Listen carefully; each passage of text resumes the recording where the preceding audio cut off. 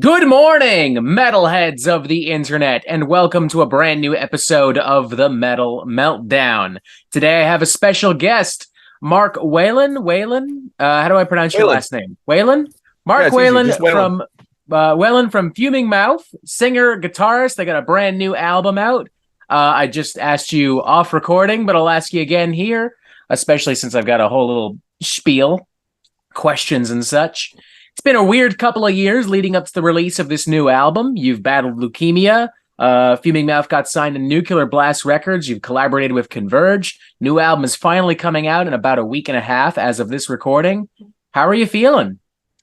Dude, I'm feeling really, really excited about it. I mean, like all those things you said, it all kind of happened at the same time where there's so many exciting things happening, so many scary things happening.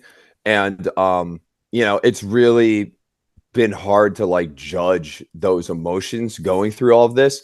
But now that the album is coming out, it is just like this wave of I don't know if you call it excitement as much as just being eager or anticipation on our end, but I know we can't wait to hit the road and play these songs live. You're going on tour with Devil Master like pretty much next week, aren't you? Yeah. Halloween. Hell yeah. Oh, a Halloween show with Devil Master. That's fucking great. Yeah. It's in New York City. It's at one of our favorite venues, St. Vitus. So like it's gonna be awesome. Yeah. And if I'm not mistaken, like a couple days from now, you're also doing a big show with All Out War and Hatebreed too. Yeah. We're gonna be doing that on Thursday. That's really cool, just because we've played with Hatebreed at New England Metal and Hardcore Festival, but that was like 30 bands. You know, this is three. This is as intimate as it gets. You know, so it's great to be opening for both those bands, and that one's gonna be it's gonna be hard. Hell yeah. I mean, I'd be concerned if any Hatebreed show didn't go at least semi-hard. Like, I think if someone went to a Hatebreed show and came out of it going like, I don't know, they phoned it in, I'd be concerned as to what happened. I don't know. They had acoustic guitars. It was Jamie Jocelyn was singing quietly. It was strange. You know what? Hatebreed MTV Unplugged style is also weirdly interesting to me. Like, I'm like, all right, you know what? I kind of want to just for shits and giggles, like an April Fool's joke one year or something. Yeah, I would definitely watch that multiple times. How do you feel Fuming Mouth has evolved musically since the debut, The Grand Descent? Oh, I think we've evolved in every style of our music that we do has evolved. When I listen to Last Day of Sun, and when it was being created, it was really just like, let's make all of the Fuming Mouth parts, let's make those even bigger. And the heavy parts in the album are so much heavier. The melodic parts are so much more noticeable. And less like layered and kind of hidden, where it's like, I'm nervous to sing. Where now I got some confidence, and you're gonna hear a lot of those vocals like right in your face, and and that's just with heaviness and melody. I think there's 3 guitar solos on the Grand Ascent, and I think there's like 10 on Last Day of Sun. So it's just more of everything, you know. Yeah, I actually got the chance to listen to the album last night. The PR guy sent it to me. And listening to it myself, I'm like, yeah, there's like a lot of like anxious, aching, clean vocals and some more ambient sections and atmospheric sections. And Dynamics, I'm also like, I kind of feel like, I mean, maybe it's just me, but I'm also like hearing like a little bit more like a punk hardcore kind of attitude like thrown in there amongst the more muscular death metal stuff. Yeah. So Robert, like speaking about that, that's another good point too, because like we come from like hardcore, and that's just always going to be a part of the band. So when I say like we try to just take all those things that are Fuming Mouth and like make them bigger, I mean that in hardcore too. Like anything that would be considered hardcore, like, or that you would consider it, I really think we took that to the next level too and made that more ferocious. Of all of the songs on the new album, which do you feel is the most important to you? Burial Grounds. Burial Grounds? Burial Grounds. Okay. Why is that? Um, every song has their own emotion. That one especially has to do with just how I genuinely feel about a lot of people lately. Okay, fair enough. I have a press release that states that much of the album was rewritten after your cancer diagnosis. Exactly how much was changed and how much ended up staying the same? It's hard to say. I mean, so much of it stayed the same. Out of Time was there's so many songs, whether it's I'll Find You, which is our newest single that's out. That was recorded before, but I'll Find You changed in the sense that like lyrically it was a song about being weak at first and like feeling lost, and then it kind of those lyrics became about like strength and finding some, and specifically this song, finding someone that's important to you, but like it could be about finding anything. I think the big turning point was like, you know I remember the first lyric in I'll Find You was all of my strength is gone, and now the first lyric is all that stands in my way. So a lot like has changed like that. Does that make sense? It does, yes. You know what I mean? Where it's like Hmm. even tiny simple things like that. It's just like the mentality change across a lot of lyrics. That's not to say that like exact same riffs, exact same words and vocal lines and same lyrics ended up being on the final album. Hmm.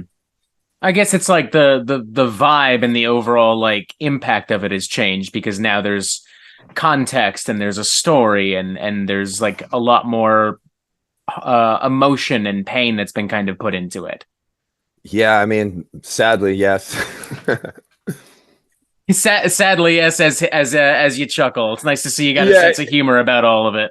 You got to, man. Everyone goes through stuff. You got to have a good sense of humor about that kind of stuff. Hell yeah. I'll Find You was actually probably one of my favorite cuts coming out of the album after I listened to it. That same press release actually it states that the song it goes into specific detail about like how in context of the album it's about having one day left to live and doing whatever is necessary to spend your final moments with somebody you love. Hypothetically, just in this scenario, because I know that Okay. things were probably pretty dark for you for a bit. We'll say fictional. Yeah, yeah. Hypothetically, in this scenario, who would you want to spend like your last 24 hours with? Oh, my fiance. That's wonderful.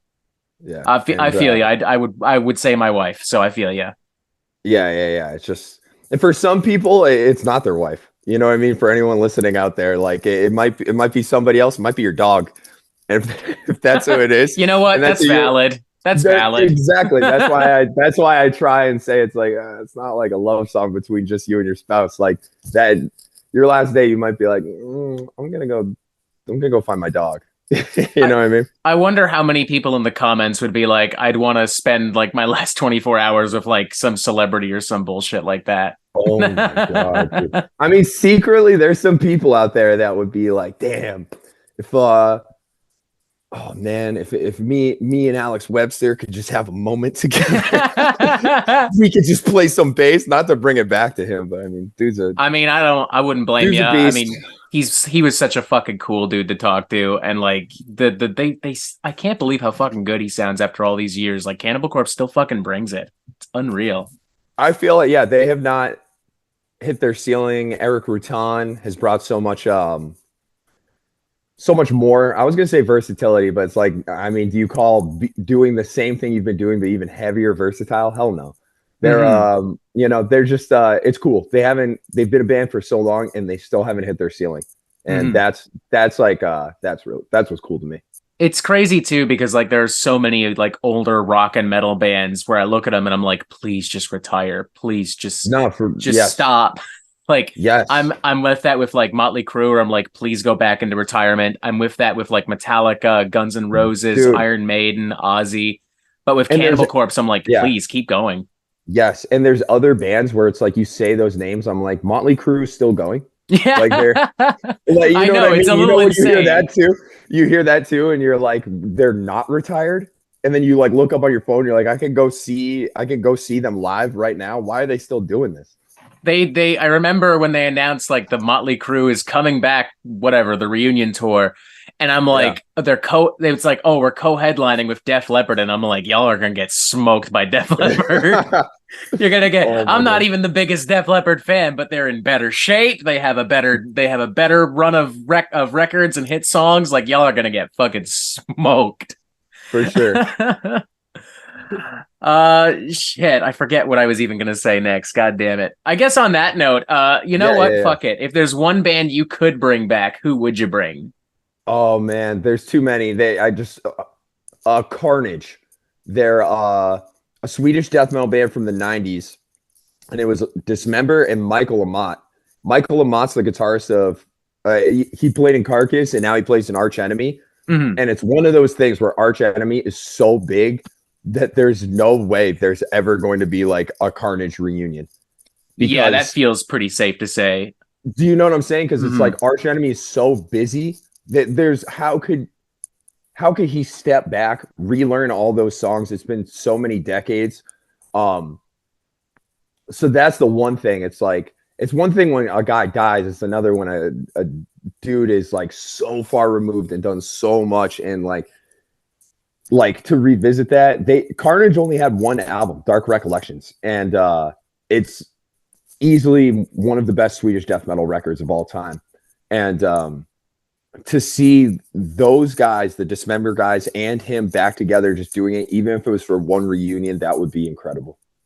If I remember correctly, when Carcass got back together in the late 2000s, initially, I think Michael did do like one or two tours with them, but like Yes, I know that like I mean Arch Enemies they're so fucking big. When it came time to record and like actually get to work, he's like, "Nah, man, I'm good. Like this was fun, but I'm on my way out, you know?" exactly. Because Carcass has just been flying the flag. They're back full steam, you know. Mhm. But one Carnage reunion, that's what I would like to see. Yeah. Hell yeah.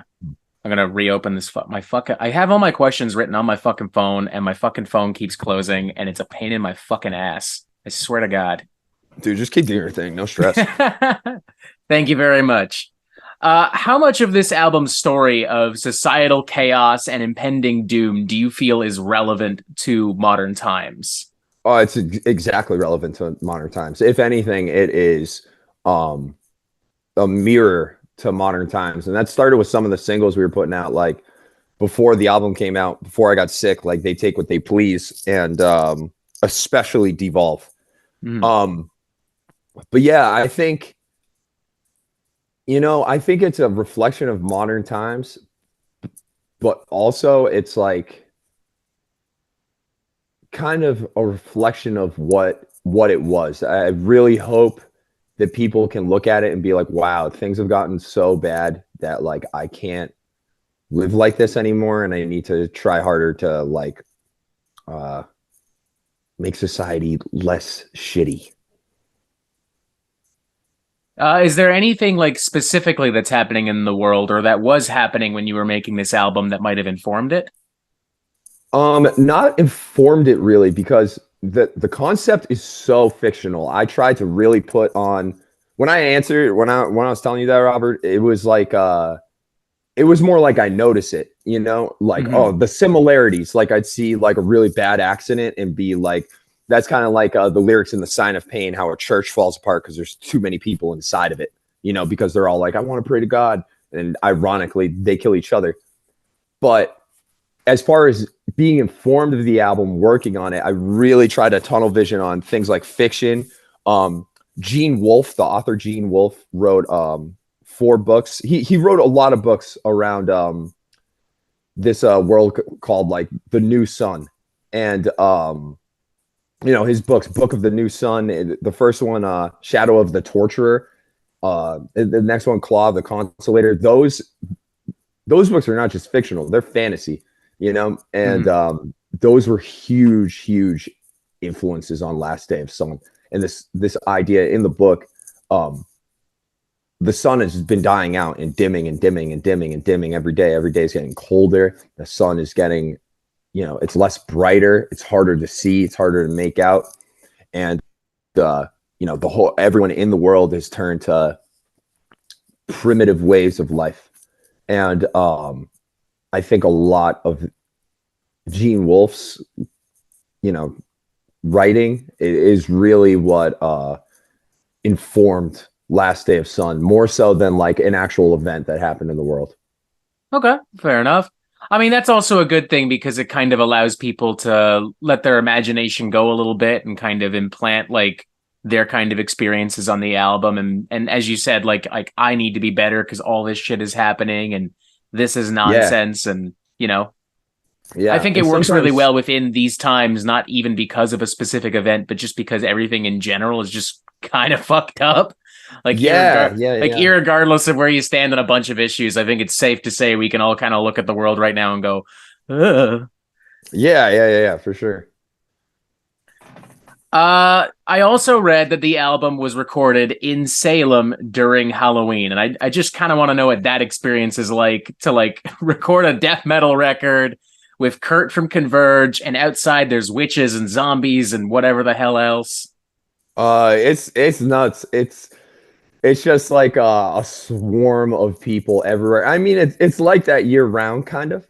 Mm-hmm. I don't want to say year round because there's a lot of great people in Salem that just work humble jobs and they don't partake in getting drunk on the sidewalk and dressing up like a witch. But around Halloween there was a lot of that. There was a lot of people, Mike Myers costumes, dressed hiding in bushes, waiting to jump out at you and jump scare you. I don't know. It was nuts. I feel like that'd be a good way to get your ass beat if you weren't careful. Like if you're hiding in the bushes, dressed up as Leatherface or Jason or some shit. That's such a good point. I mean, I didn't see any of that happen, but I'm sure somebody went too far and then got knocked out because of it. I read in that same promo release that said that like the concept of Last Day of Sun, it kind of felt like it had come to life in Salem as you were kind of recording the album. Is that fair to say as well? I think when I was recording the initial lyrics with Kurt, that was around like October 28th, 29th. And that's when it was like, there'd be so many people in the streets all packed in. It became so like claustrophobic. And claustrophobia is definitely like, it's a theme on the album a lot. It appears where there's just like too many people, like Sign of Pain, like I was saying, where there's too many people in like one spot and things like that. I'd be like, oh my God, this is like actually like Sign of Pain. We're all stuck and no one can move because there's too many people in like a hallway of a store or something as I'm trying to like get my coffee. And like, I know that's not as graphic as the song, but it still was like, really contextualize what it would be like in that panic. And then watching some girl freak out being like, I need to get out of the coffee shop. Mm-hmm. Yelling out loud or whatever it might be, and then and then just walking back into the studio and working. It was kind of like a portal. We'd be in our own bubble working, and then like we'd step out for food and be like, "Oh, that's right, it's Halloween." Oh, man. I kind of feel that. I mean, even here in Toronto, my sister lives in like the Village, which is just over the top all fucking year.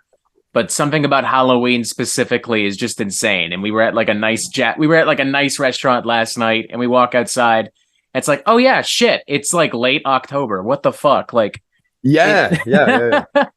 It is kind of like funky when you're like out doing stuff and like, oh shit, Halloween. And I like the idea. Yes. I also like going back to that coffee shop thing. I mean, for myself and my wife, we're both like on the spectrum. We're both autistic. So like for us being in like a really crowded area at a certain point, it really does kind of feel like we need to get the fuck out of here. Yeah. Like sometimes just those little things can like, they can make a big difference. Yeah. There's a line where you're like, that's enough time to go. Mm-hmm. I'd like to know too, like, obviously it's probably far too soon to start thinking about like a new album or whatever. The new one, for God's sakes, isn't even out. It will be by the time this video is, but c'est la vie. But in general, I'd just like to know, like, what are your plans for Fuming Mouth in 2024? Um, I already started writing the third album, and I know what it's going to be called. So Oh I'm shit! All confident in right, that. I Yeah, maybe I wasn't speaking too soon. yeah. Maybe there will be a new Well, album. it's still, don't get me wrong. Like, we got to put this out, and we still got to write more. But we Mhm. I got 3 songs, and we recorded some songs for that album in this session. So we know what we want to do. So hopefully it'll be sooner than later. I mean, knock on wood, we've had every single thing thrown at us that has stopped us from like recording or releasing more music than we've wanted to. Either way, 2024 is like, we've already booked some bigger festivals with Fuming Mouth, and we're going to tour around those. So we're going to be doing some touring. Um, you'll see. Hell yeah, I like that. Yeah. Ending things on a very cryptic and mysterious note. We'll see. I will say, starting off 2024, it's not announced yet. We'll be touring the UK. We'll finally be going over there doing a headline tour from Oh, north to cool. south, all of United Kingdom. Yeah. So that'll be your very first tour in the UK? First tour in the UK, we tried to do it in 2020, and so many things happened where it didn't work out. And then so now we're going back out there. We're bringing out this band, Celestial Sanctuary. They're fantastic. Oh, they're awesome. That new album of You theirs know is that just band? Oh yeah, they Yeah, they yeah, follow yeah. me on Instagram and shit. We talk to each other now and then. No shit. Hell yeah. That's awesome, dude. I'm really, really. There's a lot of like death metal right now that's like I don't want to talk shit. Celestial Sanctuary is awesome, and they're the right band to have on tour with us. Hell yeah. I actually feel really good about like the modern death metal scene. Like, I mean, you guys, Celestial Me too. Sanctuary, and like, I mean, in the past couple of years, I've gotten so much like Venom Prison, Gate Creeper, Tomb Mold, Yeah, yeah, Undeaf. yeah. I wasn't a huge fan of the first Sanguisuga Bog record, but I thought they killed it on their most recent one. And like every Mhm. week, there's so much underground stuff being thrown my way. It's almost difficult to keep track of. Like Yeah, I feel like the scene is just so healthy and so vibrant right now. yeah. It's like, and everyone's kind of not kind of. Everyone is like um really digging into their roots. I think Hmm. like it doesn't matter like what the band is, like Frozen Soul or or Gate Creeper, like you just said. Like any of these bands are like I think we're all sounding a little bit different too. You know, Yeah, no, 4 years. one sounds Do you the know what I'm saying? same. Yeah. Yeah, like that's what I'm ultimately trying to get to. Is like 4 years ago, everyone. I don't want to say everyone sounded the same, but we are all really like trying to do our own thing now, and it's cool. It's cool to see it. It's awesome because like I feel like uh death metal, black metal, extreme metal, I mean I've always loved it, but I also feel like it's very easy for these genres to get like really stale really quickly. Yes. And because at a certain point it is just chugging and blast beats and it's like it's fun, don't get me wrong, but I like that with Fuming Mouth, your band, for instance, there can be like a grand concept, and with this new album, you can bring in some other more melodic elements and more atmospheric elements, and then we can also have something like Blood Incantation, which is going to like psychedelic cosmic territory, and then Frozen Soul, who are just like, no, we're straight up like we the name Frozen You're Soul getting works. The music sounds like a fucking uh, glacier. yeah. It's an avalanche. And then like Fulci, who do like Italian horror worship stuff, like it's Yes. whereas, and this is no disrespect to anyone from back in the day, sometimes back in the day you'd have a bunch of bands where it's like, got it, you're Def 2.0 or you're Obituary Yes. 2.0 or whatever. Yes.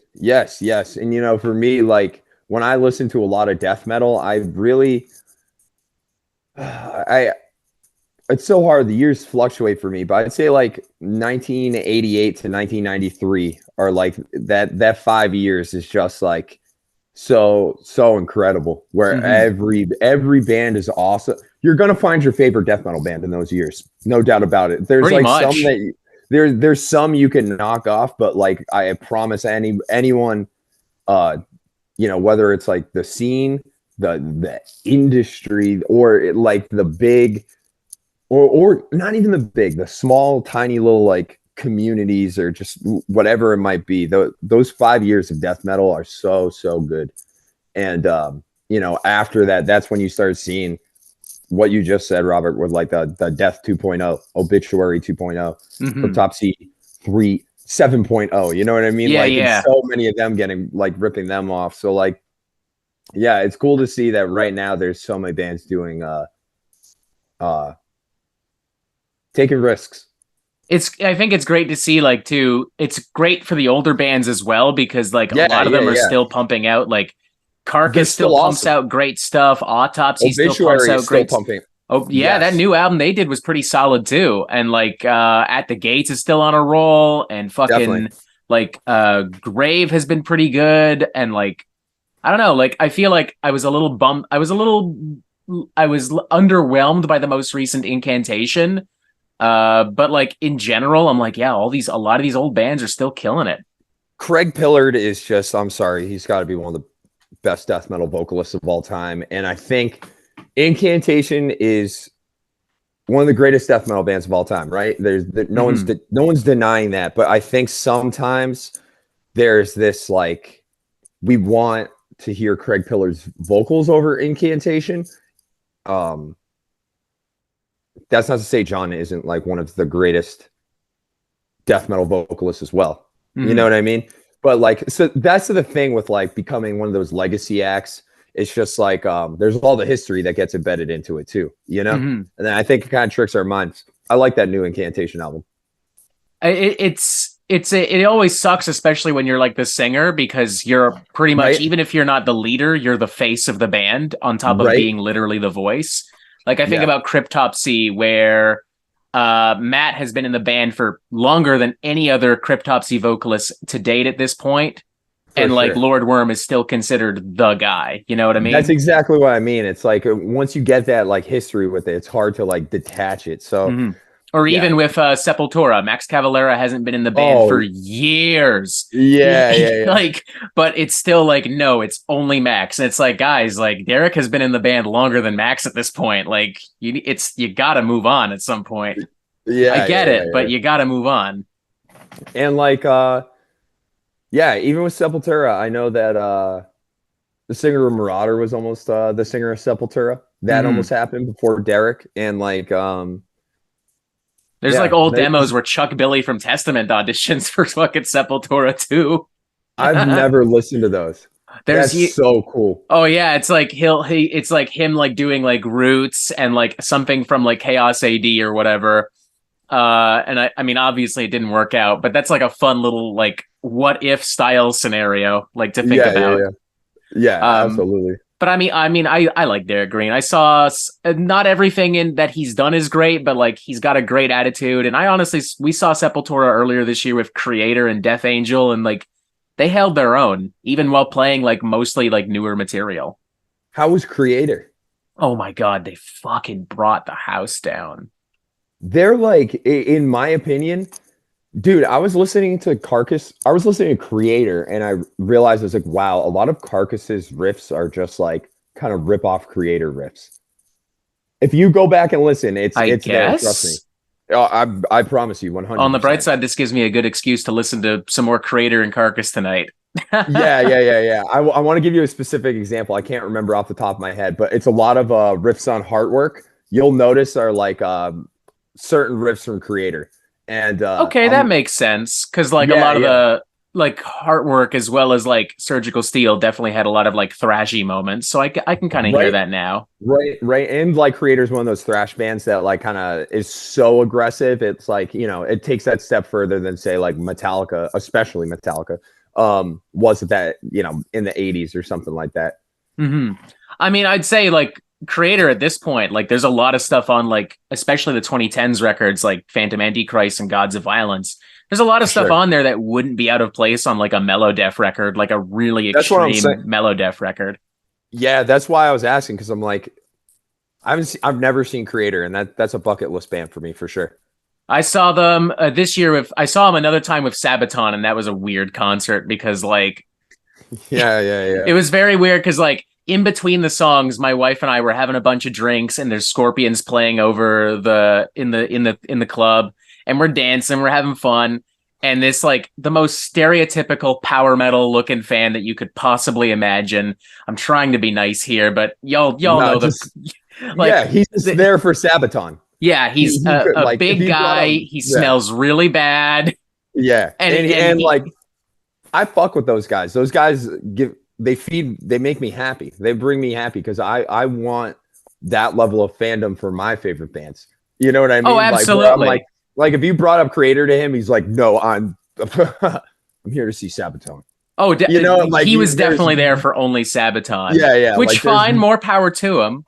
The issue came up was when he noticed us, like, dancing and drinking and having fun, and he's like, God, and he was like, do you mind? And I'm like, do you mind? I paid for the ticket. I'll do what I want. Yeah. Who the fuck are you?